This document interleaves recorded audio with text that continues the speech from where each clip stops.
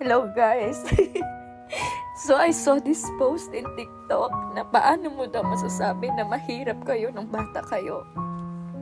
Paano mo na-realize na mahirap kayo nung bata kayo. Naalala ko dati, si Papa galing sa biyahe. Nung nasa Manila pa kami, nagbiyahe siya ng jeepney. Siguro walang kita. Timing din yun hapunan.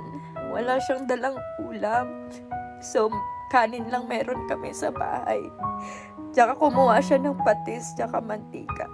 Tapos sabi ko, ano yan pa? Sabi niya, ito kakain tayo. Ayun, kumain kami.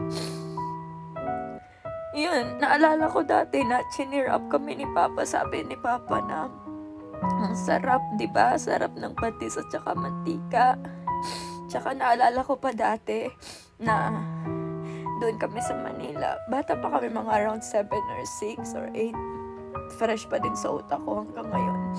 Na nanood kami ng TV sa kabilang bahay. Hindi kami pinanood. Pinalis kami. Yung screen, yung time na yun may Wawawin pa Sobrang fan ako ng Wawawin. Tanghali. Ayun, screen door. Sa screen door na lang kami nanood ng TV nila. Sa screen door na lang kami nanood. Doon, nakatayo. Timing din, kakauwi na ni Papa. Ayun, nakita ni Papa na andun kami sa labas nanonood ng TV, nakatayo sa screen door. Pagkailang araw, nagka-TV kami sa bahay. Yun pala, inutang yun pala ni Papa sa kumpare niya. Yun nga, para lang makapanood na kami ng TV sa bahay. Ganon. Tsaka, naalala ko pa dati, kasi si Mama, nasa Malaysia na siya. Yan nga, dahil nga, may nagsabi sa kanya na, ganyan na lang ba kayo? Hanggang ngayon, wala pa kayong bahay? Yan talaga yung sinabi sa kanya. At yun, tumatak talaga sa loob ni Mama. Sumikap si Mama at naglakas loob na magtrabaho sa ibang bansa. Si Papa na lang yung naiwan dito sa Pilipinas. Ayun, dalawa kami magkakapatid. Nag-struggle si Papa kung sino magpabantay sa amin kasi sobrang kulit namin. So ayun, yung kapatid ko iniwan na lang sa lola ko at ako. Dinala na lang ako ni Papa sa trabaho niya, jeepney. Ayun, nagkukonduktor ako, tinutulungan ko si Papa. Ganon. At ayun nga, naalala ko din dati na nagre-renta sila Mama at Papa ng bahay doon sa Manila. Hindi kami nakapagbayad ng renta. Yun, pinalayas kami agad-agaran. At yun nga, dahil si Papa isang jeepney driver, so lahat ng gamit namin nilagay sa jeep.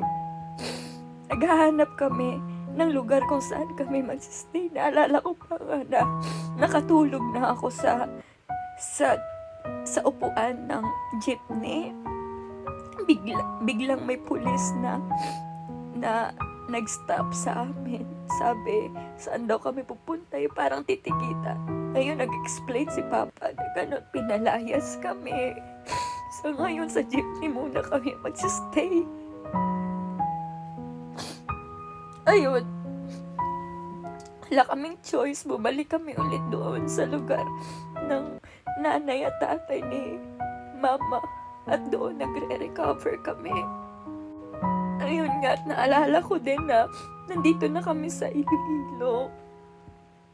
Yun, sobrang hirap pa din. Pero bagkos nagsisika pa din sila Mama sa ibang bansa. Nagtatrabaho si Papa, nagtatrabaho, nagpapadala ng allowance dito sa amin para ma-provide lang yung pangangailangan namin sa araw-araw. Yun, ako, ilang isang bata, hindi ko talaga makakaila na mainggit ako. Mainggit na nabubuo sa puso ko. Kasi yan nga, makikita mo yung mga kaklase mo, may maganda silang gamit, ganito, may bagong ganyan. Di ko din napigilan yung sarili ko na magnakaw. Pero sa totoo lang, pinagsisihan ko yun. Bata pa ako nung pinagsisihan ko yun. Alam kong mali. Kaya ngayon, sobrang grateful lang ako na napakalaki ng narating namin ngayon. Napakalayo na narating namin ngayon. May sarili na kaming bahay. Nabigyan kami nila mama at papa ng komportableng buhay. Nakapagpatapos ako at magtatapos na din yung kapatid ko. Yun nga, at may trabaho ako at napoprovide ko na din kung ano yung mga pangangailangan ko.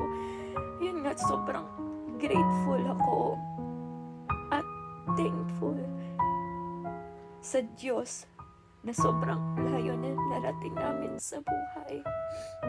Yun lang, sorry guys. Okay.